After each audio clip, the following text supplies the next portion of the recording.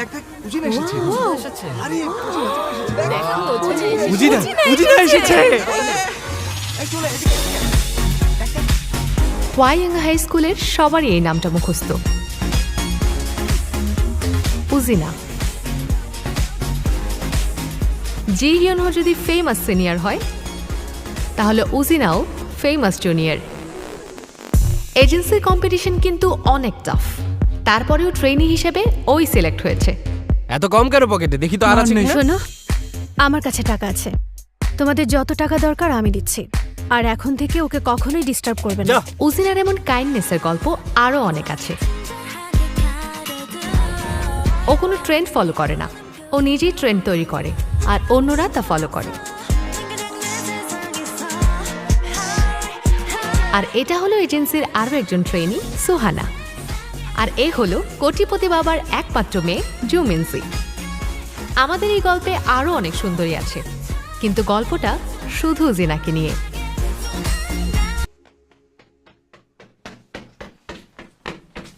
কি রে, কি করছিস?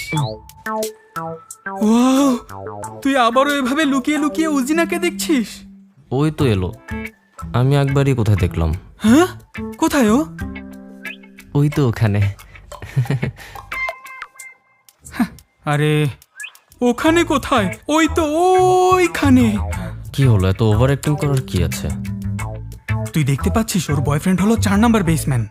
ওর দিকে তুই যতই তাকাস, ওর অলরেডি বয়ফ্রেন্ড আছে। ওখানে প্রিন্সেস দাঁড়িয়ে আছে, আর এখানে চোরটা বসে দেখছে। তোর আর ওর দুনিয়া সম্পূর্ণ আলাদা।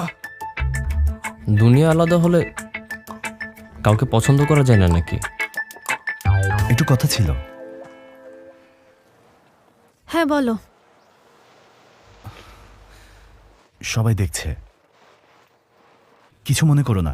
উজিনাকে একটু নিয়ে গেলাম।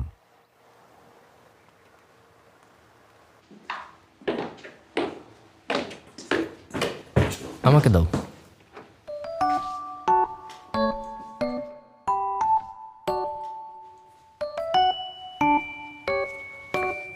Thank you. You're welcome.